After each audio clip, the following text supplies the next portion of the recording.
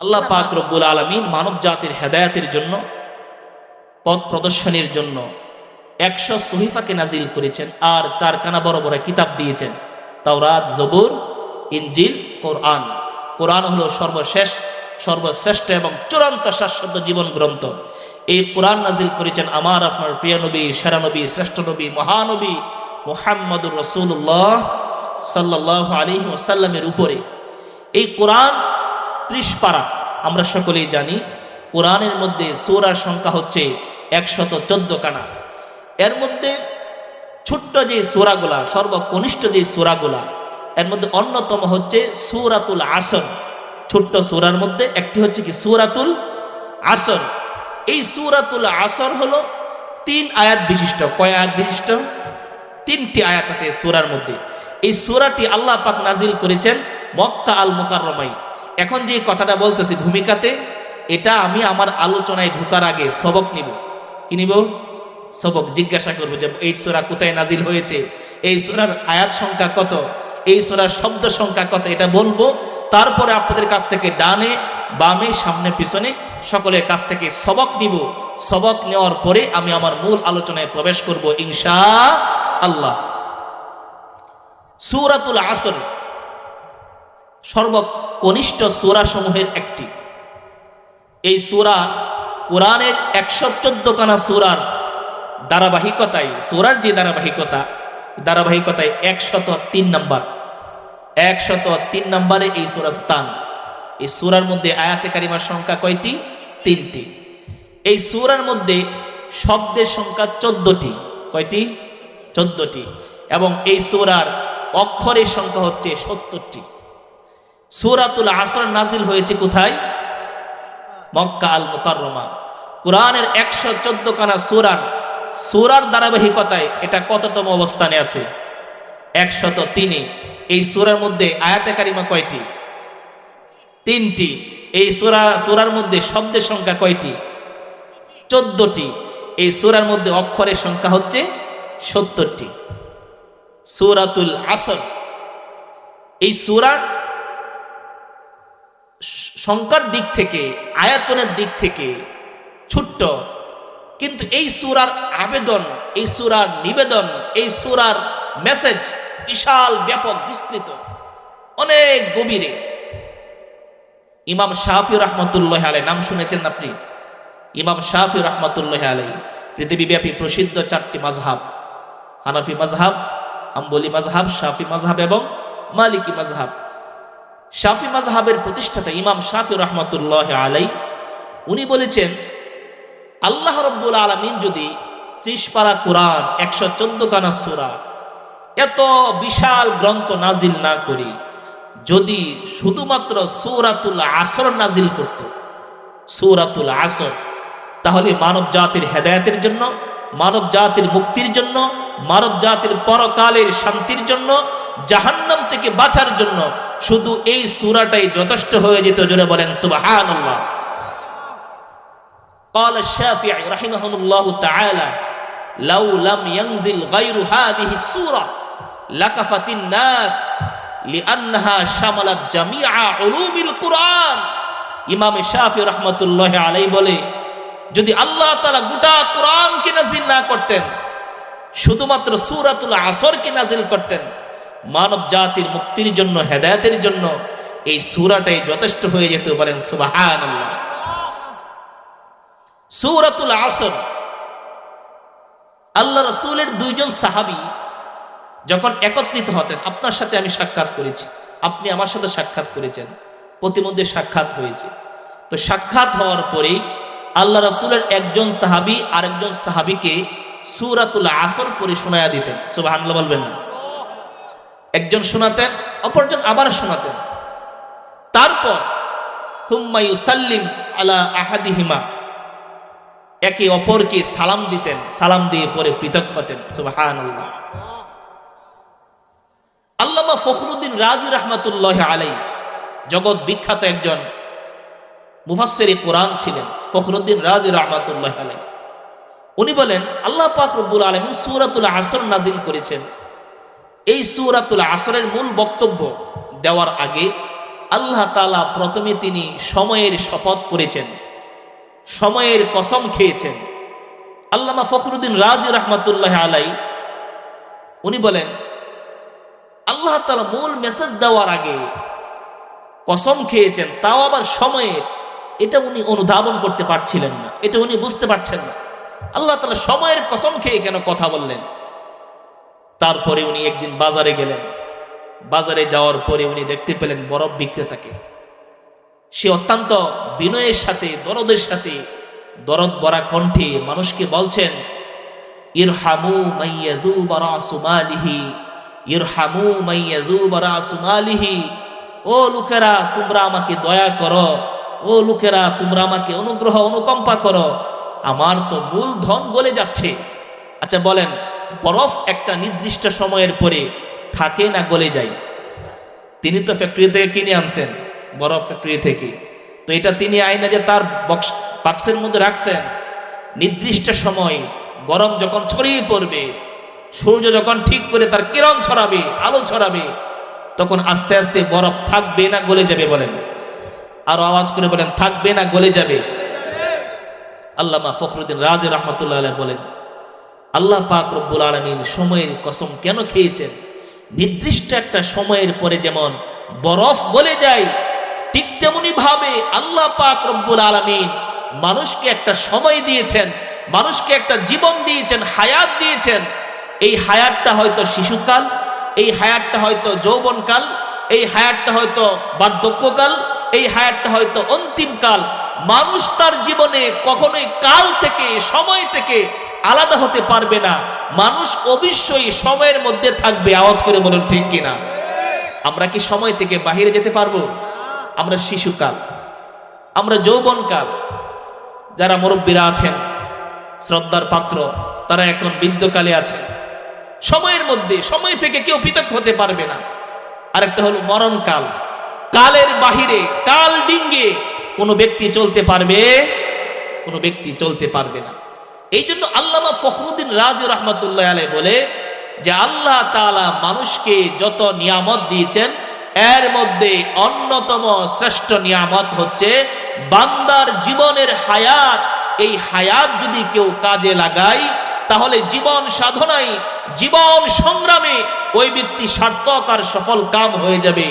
আর যদি এই হায়াতকে মানুষ কাজে না লাগায়, এই হায়াতকে জোয়ার আসরে, এই হায়াতকে টেলিভিশনের আসরে, এই হায়াতকে গেমস খেলার আসরে, এই হায়াতকে ইলেকট্রনিক মিডিয়ার আসরে, এই হায়াতকে রঙ্গমঞ্চের আসরে, এই হায়াতকে কৌতুকার বিনোদনের আসরে, এই হায়াতকে আল্লাহর নারাজি, রাসূলের সুন্নতের খেলাফ মজলিসে, এই হায়াতকে বিপিএল আইপিএল এর আসরে, এই হায়াতকে আপনার এশিয়া কাপ আর ওয়ার্ল্ড কাপ, বিশ্বকাপের আসরে ঘন্টার পর ঘন্টা দিয়ে যাচ্ছে।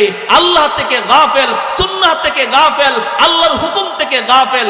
ইমাম ফখরুদ্দিন রাজি রহমতুল্লাহ আলাইহি বলছেন, বরফ যেমন নির্দিষ্ট সময়ে গেলে গলে যায়, ব্যক্তির মূলধন শেষ হয়ে যায়, আল্লাহর পক্ষ থেকে হায়াতটা যে আমার কাছে আমানত, নির্দিষ্ট সময়ের পরে এটাকে আমরা বেঁচে থাকবো না, দুনিয়া থেকে আমাদেরকে বিদায় নিতে হবে। সবাই বলেন, কুল্লু নাফসিন যায়িকাতুল মাউত, কুল্লু নাফসিন যায়িকাতুল মাউত। আল্লাহর পক্ষ থেকে প্রজ্ঞাপন চলে এসেছে, নোটিশ চলে এসেছে। আল্লাহ রাব্বুল আলামিন নোটিশ পাঠিয়ে দিয়েছেন, কুল্লু নাফসিন যায়িকাতুল মাউত। আল্লাহর পক্ষ থেকে নোটিশ চলে এসেছে, দুনিয়া থাকা যাবে না। এই দুনিয়াতে ভালো মানুষও থাকতে পারবে না, এই দুনিয়াতে খারাপ মানুষও থাকতে পারবে না। বলেন ঠিক কিনা? ভালো মানুষের মধ্যে হযরত আম্বিয়া কেরাম আলাইহিমুস সালাম, আল্লাহ পাক রব্বুল আলামিন লক্ষাধিক নবীগণকে দুনিয়াতে পাঠিয়েছিলেন। যেই সমস্ত নবীদেরকে পাঠিয়েছিলেন, সমস্ত নবী হলো নিষ্পাপ, মাসুম। আমাদের আহলে সুন্নাত ওয়াল জামাতের আকীদা এবং বিশ্বাস হলো, সমস্ত নবীগণ আহলে সুন্নাত ওয়াল জামাতের বিশ্বাস হলো সমস্ত নবীগণ হলো নিষ্পাপ, নবীদের কোনো গুনাহ নেই। নবীদের কোনো গুনাহ আছে? নবীদের কোনো গুনাহ নেই। নবীরা নিষ্পাপ ছিলেন, নবীরা ভালো মানুষ ছিলেন। কোন নবীকে আল্লাহ তাআলা কোন পরিবারের মধ্যে পাঠিয়েছেন, কোন নবীকে আল্লাহ কোন গোত্রের মধ্যে জনপদে পাঠিয়েছেন, কোন নবীকে আল্লাহ তাআলা কোন দেশে পাঠিয়েছেন, সর্বশেষ এবং সর্বশ্রেষ্ঠ নবী, আখিরি নবী আমার আপনার প্রিয় নবী মুহাম্মাদুর রাসূলুল্লাহকে আল্লাহ তাআলা রাহমাতুল লিল আলামিন হিসেবে পাঠিয়েছেন। সুবহানাল্লাহ। তামাম পৃথিবীর সমস্ত মানুষের নবী, তামাম পৃথিবীর সমস্ত জিনের নবী, সমস্ত ফেরেশতার নবী, কুল কায়নাতের নবী, নাবাদাত জামাদাত হাসারাতের নবী, প্রাণীকুল মৎস্যকুল ফেরেশতা কুলের নবী, সমস্ত সৃষ্টি জীবের নবী, আল্লাহ পাকের নবী, জান্নাতের নবী, জুড়ে সকলে বলুন আল্লাহু আকবার। তার মতো ভালো মানুষ কি আরো আছে? বলেন আছে আরো? কোন মানুষ, যারা মানুষ, যাদের ভিতরে আত্মা আছে, রূহ আছে, ভালো হলেও দুনিয়াতে থাকবে না, মন্দ হলেও দুনিয়াতে থাকবে না। ফেরাউন ছিল মন্দ ব্যক্তি, সে নিজেকে খোদা দাবি করেছিল। কোরআন সাক্ষী, সূরা তাহা বলেন আনা রাব্বুকা, আমি হলাম বড় আল্লাহ, আমি হলাম বড় খোদা। জোরে নাউজুবিল্লাহ বলেন। ফেরাউন কি দুনিয়াতে আছে না বিদায় নিছে? কারুন 40 কিলোমিটার ব্যাপক এলাকা জুড়ে যার সাম্রাজ্য ছিল, যার গুডাউন ছিল, যার মাল ছিল, 40 কিলোমিটার ব্যাপক এলাকা, বিস্তৃত এলাকা জুড়ে এত ধনী ব্যক্তি দুনিয়াতে আছে না দুনিয়া থেকে বিদায় নিয়েছে? নমরুদ, যিনি আল্লাহ পাক রব্বুল আলামিনকে মারতে চেয়েছিল, নাউজুবিল্লাহ বলেন, আল্লাহ রব্বুল আলামিনকে নমরুদ মারতে চেয়েছিল, নমরুদও দুনিয়াতে নেই। পুরাটা জীবন আল্লাহর হাবিবের সাথে দুশমনি করেছে আবু লাহাব, আবু জাহেল, উতবা, সাইবা, সকলে আওয়াজ করে বলবেন তারা কে দুনিয়াতে আছে না ইন্তেকাল করেছে। ভালো মানুষও দুনিয়াতে থাকবে না, মন্দ মানুষও দুনিয়াতে থাকবে না, কিন্তু আল্লাহর হাবিব ডাক দিয়ে বলেন ইগতানিম খামসান ক্বাবলা খামসিন। আল্লাহ পাক রব্বুল আলামিন মানুষদেরকে 5টা নিয়ামত দিয়েছেন, যেই 5টা নিয়ামত চলে গেলে এটা আর কখনোই ফিরে আসে না। 5টা নিয়ামত আল্লাহর হাবিব বলেন ইগতানিম খামসান ক্বাবলা খামসিন। 5টা এমন বড় বড় মহা মূল্যবান সম্পদ, মহামূল্যবান নিয়ামত আল্লাহ রব্বুল আলামিন দিয়েছেন। এই মূল্যগুলো, এই সময়গুলো, এই নিয়ামতগুলো ফুরিয়ে গেলে আর কখনোই ফিরে আসে না। 1 নাম্বার হলো শাবাবাকা ক্বাবলা হিরামিক। যৌবন যখন ফুরিয়ে যায়, যৌবন যখন শেষ হয়ে যায়, এই যৌবন আর কখনোই ফিরে আসে না। আওয়াজ করে বলুন ঠিক কিনা? আল্লাহর হাবিব বলেন ইগতানিম খামসান ক্বাবলা খামসিন। 5টা সম্পদ, 5টা নিয়ামত শেষ হয়ে যাওয়ার আগে কদর করো, শেষ হয়ে যাওয়ার আগে মূল্য দাও, শেষ হয়ে যাওয়ার আগে লুপে নাও। 5টা নিয়ামতের 1 নাম্বার হলো ইগতানিম খামসান ক্বাবলা খামসিন শাবাবাকা ক্বাবলা হিরামিক। যৌবন ফুরিয়ে যাওয়ার আগে যৌবনের কদর করো। যেই সম্পদ আল্লাহ দিয়েছেন, এই সম্পদ আল্লাহর রেজামন্দি অনুযায়ী জীবন সাজাও। ঠিক কিনা বলেন? আমার মেডিকেল মসজিদে একজন মুসল্লি, সে বলছে হুজুর তো আছে, আব্বা তো তাহাজ্জুদ গুজার ছিল, তো এই যে ঠান্ডাটা গেল কয়েকদিন আগে, কঠিন ঠান্ডা, ওই ঠান্ডার সময় ওইটা তিনি তাহাজ্জুদ পড়তেছে, তো এই ঠান্ডার কারণে কোমরের মধ্যে টাস মারছে, ব্যথা শুরু হয়ে গেছে। 1 মাস ছিল উনি হাসপাতালে ভর্তি। তাহলে যৌবনকাল ঠান্ডা গরম এগুলো মানে না, কে বলেন ঠিক কিনা? বার্ধক্য অবস্থায় তিনি দাঁড়িয়েছে, ঠান্ডা তিনি সহ্য করতে পারেননি, তিনি অসুস্থ হয়ে গিয়েছেন, শেষ পর্যায়ে তাকে হাসপাতালে ভর্তি করা হয়েছে। এই জন্য আল্লাহর হাবিব বলেন, রব্বুল আলামিন বলেন, আল্লাহর হাবিব বলেন ইগতানিম খামসান ক্বাবলা খামসিন। 5টা নিয়ামত এমন রয়েছে যেগুলো শেষ হয়ে গেলে আর ফেরত আসে না। এর মধ্যে 1 নম্বরে হলো যৌবন ফুরিয়ে গেলে আসে না। 2 নাম্বার হলো ওয়াসিহাতাকা ক্বাবলা সুকুমিক, অসুস্থ হওয়ার আগে সুস্থ থাকা সময়টাকে মূল্য দাও। 3 নাম্বার হলো ওয়াফারাগাকা ক্বাবলা শুগুলিক, অবসর সময়কে মূল্য দাও। অবসর সময়ে আল্লাহ রব্বুল আলামিনের ইবাদত করে, আল্লাহ রব্বুল আলামিনের বন্দেগী আর দাসত্ব করে জান্নাতকে লুফে নাও, জান্নাতকে অর্জন করে নাও। অসুস্থ হয়ে গেলে চাইলেও মানুষ ইবাদত করতে পারে না, ঠিক কিনা বলেন? অসুস্থ ব্যক্তি চাইলেও দাঁড়িয়ে নামাজ পড়তে পারে না, অসুস্থ ব্যক্তি চাইলেও সিজদা করতে পারে না। অথচ আল্লাহর হাবিব বলেছেন সিজদাতুন ওয়াহিদা খায়রুম মিনাদ দুনিয়া ওয়া মা ফিহা, একটা সিজদা কপাল ঘেঁষে চরম বিনয়ের সাথে যে ব্যক্তি জমিনে দিবে, একটা সিজদা দেওয়ার কারণে খায়রুম মিনাদ দুনিয়া ওয়া মা ফিহা, দুনিয়া এবং দুনিয়ার মধ্যে যত কিছু আছে তার চেয়েও উত্তম নেকি আল্লাহ তার আমলনামায় দান করবেন। এই জমিনের মধ্যে স্বর্ণের খনি আছে না, গ্যাসের খনি আছে না, চুনের খনি, তেলের খনি আছে কি নাই? শুধু যশোদলের দাম কত, কিশোরগঞ্জটার দাম কত, ঢাকাটার দাম কত, বাংলাদেশের দাম কত, পৃথিবীটার দাম কত, পৃথিবীর মধ্যে যে সমস্ত খনিজ বস্তুগুলো আছে এগুলোর দাম কত, এই সবগুলো যদি বিক্রি করে আল্লাহর রাহে আপনি দান করেন, যেই নেকি একটা সিজদা দেওয়ার কারণে এর চেয়ে বেশি নেকি আল্লাহ তার আমলনামায় দান করবেন। সুবহানাল্লাহ। আমার ভাইরা, আল্লামা ফখরুদ্দিন রাজি রাহমাতুল্লাহি আলাইহি বলেন ওয়াল আসর, তখন তিনি বুঝতে পারলেন যে আসলে কেন সময়ের জন্য আল্লাহ তাআলা শপথ করেছেন। সুবহানাল্লাহ বলেন। তাহলে আমি সূরাতুল আসরের অর্থটা বলবো। তাফসীর, শারা নুজুল, ব্যাপক ব্যাখ্যা বিশ্লেষণ করা যাবে না, হযরত চলে এসেছেন। শুধুমাত্র আমি এই সূরাতুল আসরের তরজমাটা আমি করব, তারপরে আপনাদের কাছ থেকে আমি বিদায় নিব ইনশাআল্লাহ। সর্বকনিষ্ঠ সূরার একটি হচ্ছে সূরাতুল আসর। শুরুতে আল্লাহ তাআলা সময়ের কসম খেয়েছেন, জামানার কসম খেয়েছেন। আল্লামা ফখরুদ্দিন রাজি রাহমাতুল্লাহি আলাইহি বলে, জামানা আর সময়ের কসম খেয়ে তিনি কেমন যেন, আল্লাহ রাব্বুল আলামিন কেমন যেন আমার আর আপনার জীবনের কসম খেয়েছেন। সুবহানাল্লাহ বলেন। ও মানুষ, তোমার জীবনের কসম, তোমার হায়াতের কসম, তোমার জীবনের কসম। এই জীবন কিন্তু শেষ হয়ে যাচ্ছে। আমরা কি সকলে মৃত্যুর দিকে যাচ্ছে কি যাচ্ছি না? জোরে সকলে বলেন। প্রজ্ঞাপন চলে এসেছে, নোটিশ চলে এসেছে, কখন জানি আমরা বিদায় নেই আমরা কেউ জানি। নির্দিষ্ট ইনদাল্লাহি আজাল, এই নির্দিষ্ট সময়টা আল্লাহ তাআলার কাছে আছে কি নাই? জোরে বলেন। আমার ভাইয়ারা, সূরাতুল আসর আল্লাহ তাআলা বলেন ওয়াল আসর, সময়ের কসম, জামানার কসম। ও মানুষ, তোমার জীবনের কসম।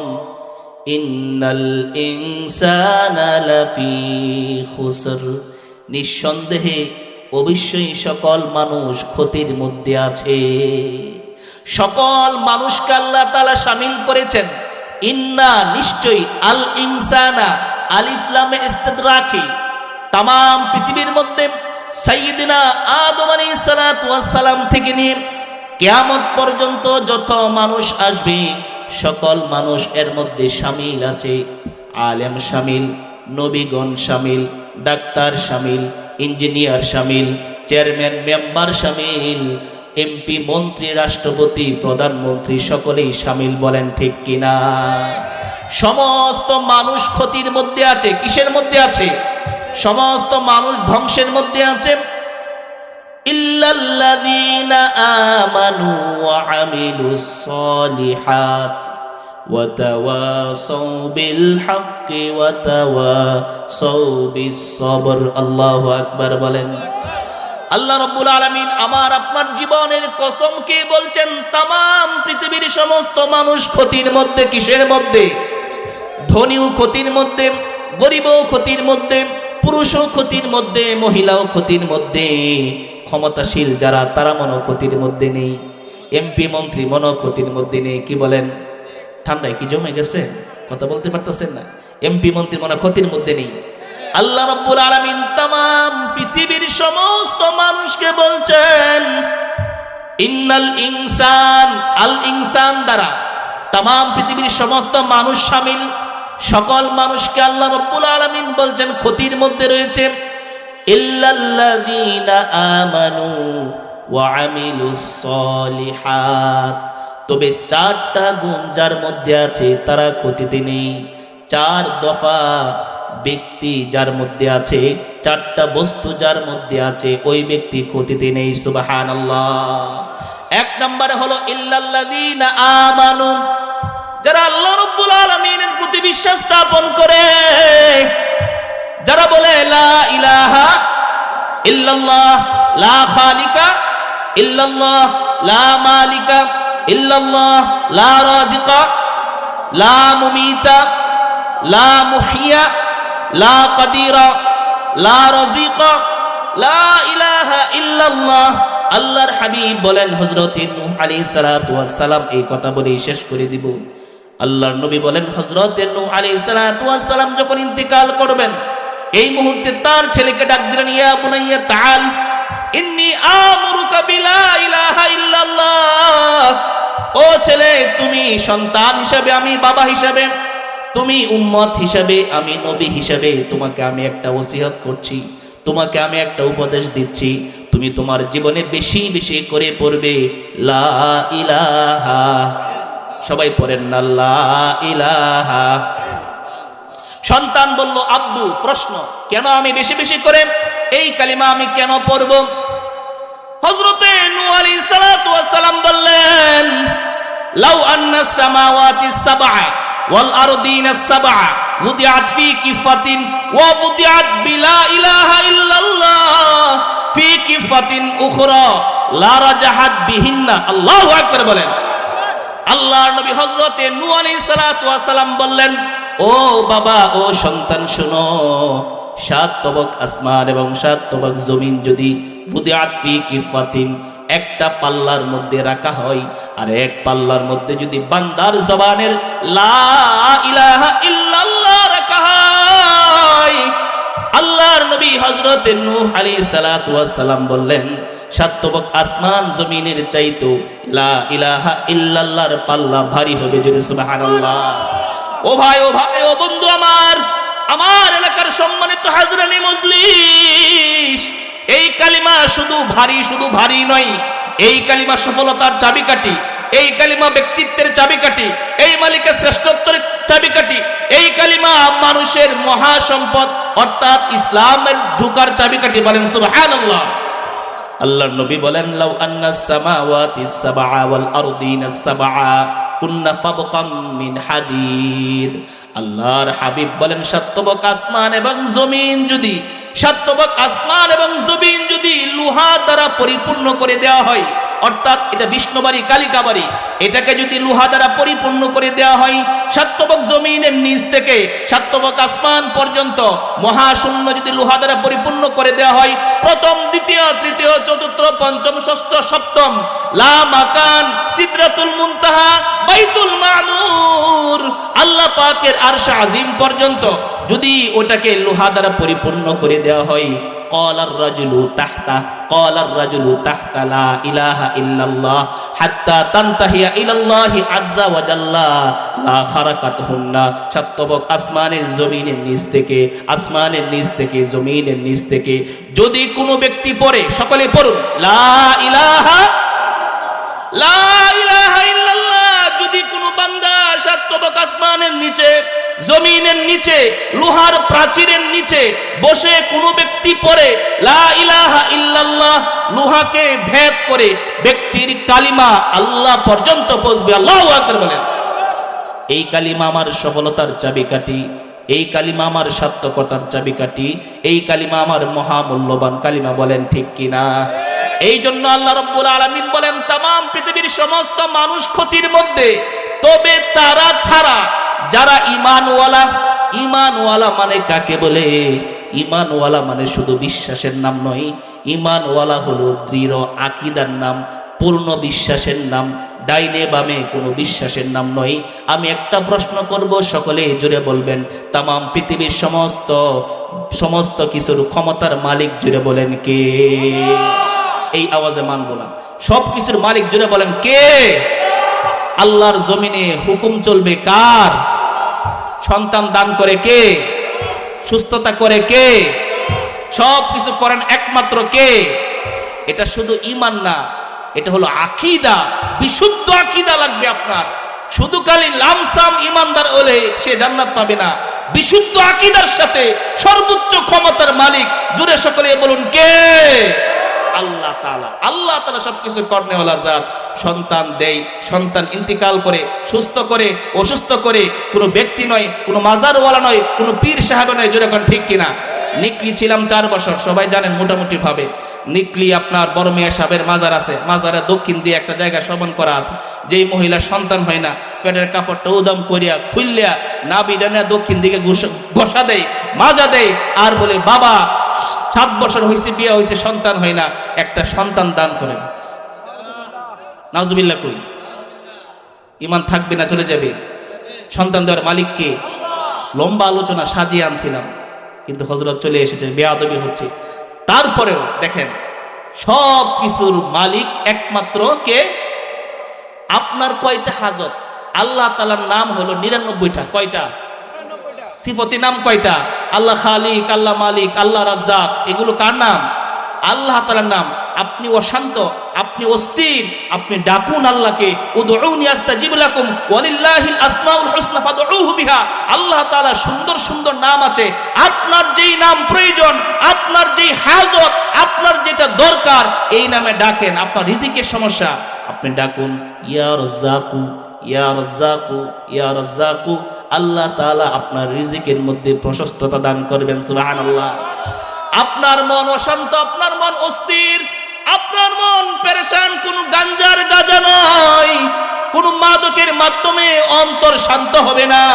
নীরবে নিবৃত্তে বসে যান আর ডাকতে শুরু করেন ইয়া সালামু, ইয়া সালামু, ইয়া সালাম। শান্তি মনের মধ্যে দেনওয়ালাকে। এভাবে আমাদের যত প্রয়োজন আছে নামগুলো আপনি পড়বেন। আল্লাহ তাআলার যে সিফতি নামগুলো আছে, আপনার কোনটা প্রয়োজন, এই নামে আপনি ডাকেন, জিকির করেন, দিবে একমাত্র কে? আল্লাহ তাআলা। ইল্লাল্লাযীনা আমানু। তাহলে আমরা কি ঈমানওয়ালা?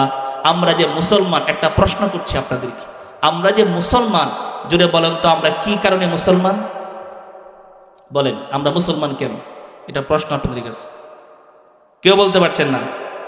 7টা বিষয়ের কারণে আমরা মুসলমান। কয়টা বিষয়ের কারণে? আমানতু বিল্লাহ, ঈমান আনিলাম কার উপর?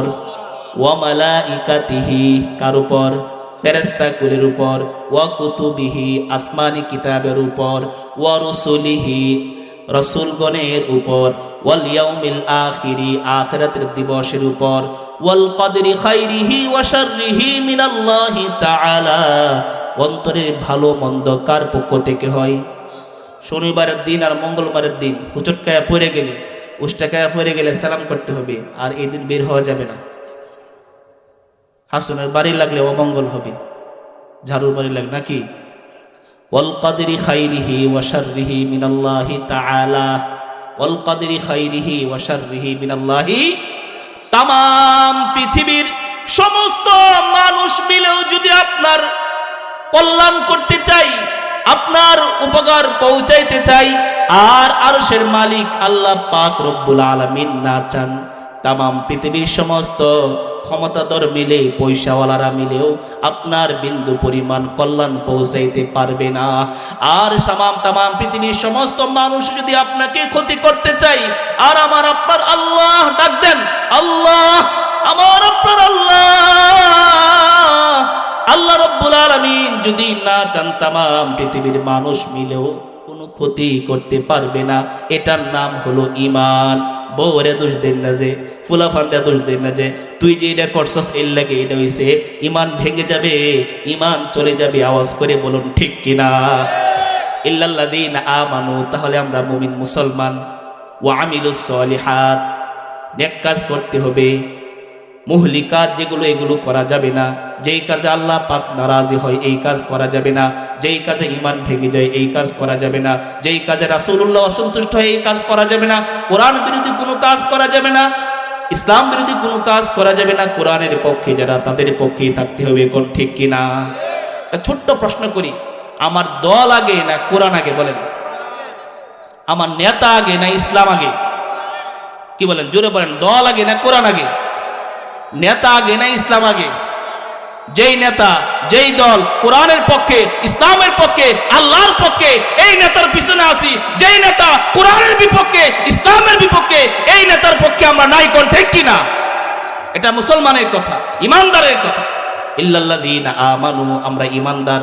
আমাদের রব হলো আল্লাহ। আমাদের রবকে আল্লাহ। আমাদের নবী হলো মুহাম্মাদুর রাসূলুল্লাহ। অনেক কথা ছিল, কথাগুলো এলোমেলো হয়ে গেছে। শাইখকে দেখি, শাইখকে ভয় পাই আমি, আসলে সত্যি হল। তো ঈমান আনার পরেই দাবি হলো আমার আমলে সলিহা। আমলে সলিহার অন্যতম হলো নামাজ। অন্যতম কি? কিয়ামতের ময়দানে সর্বপ্রথম হিসাব নিবে নামাজের। আউয়ালু মা ইউহাসাবু বিহিল আবদু ইয়াউমাল কিয়ামাতিস সালাহ। ও বান্দা, তুমি তোমার নামাজের হিসাব দাও। কি হিসাব দাও? নামাজ। আমানু ওয়া আমিলুস সলিহাত ওয়া তাওয়াসাউ বিল হাক্কি। হক কথা বলতে হবে, সত্য কথা বলতে হবে, হকের দিকে মানুষকে দাওয়াত দিতে হবে। হক কথা বললে হুমকে ধুমকে আসবে, হক কথা বললে মামলা হামলা আসবে, হক কথা বললে জুলুম নির্যাতন আসবে। তারপর আমাদেরকে হকের উপরে ইস্তেকামত থাকতে হবে, হকের দাওয়াত দিতে হবে। জোরে বলেন ঠিক কিনা? ওয়াতাওয়াসাউ বিস সবরি। এই চারটা সিলেবাস, এই চারটা বিষয়, এই চারটা বিষয় যদি থাকে, ইমাম শাফি রাহিমাহুল্লাহ তাআলা বলছেন, লাউলাম ইয়ানজিল গায়রু হাদিহি সূরা লাকাফাতিন নাস কান্নাহা জামালা শামিলা কান্নাহা শামালা জামিআ উলুমিল কুরআন। কোরআনের 30 পারা নাজিল হওয়ার দরকার নেই, কোরআনের অন্য অন্য সূরাগুলো নাজিলের দরকার নেই। যদি মানব জাতির হেদায়েতের জন্য, মুক্তির জন্য, জাহান্নাম থেকে বাঁচার জন্য সূরাতুল আসরের উপরে আমল করে বান্দা জান্নাত পেয়ে যাবে। সুবহানাল্লাহ। আল্লাহ তাআলা আমাদেরকে উক্ত সূরার উপর আমল করার তৌফিক দান করুন। আজকের মাহফিলকে কবুল করুন। যারা আয়োজন করেছেন তাদেরকে কবুল করুন। যারা টাকা পয়সা দিয়ে সাহায্য করেছেন তাদেরকে আল্লাহ কবুল করুন। আর এই মাহফিলকে উসিলা করে ডানে বামে সম্মুখে পিছনে আমাদের যাদের মা বাবা আপনজন কবরে শায়িত আছে, তাদের কবরটাকে আল্লাহ জান্নাতের বাগান বানায় দেখ। আমিন। ওয়া আখিরু দাওয়ানা আনিল হামদুলিল্লাহি রাব্বিল আলামিন।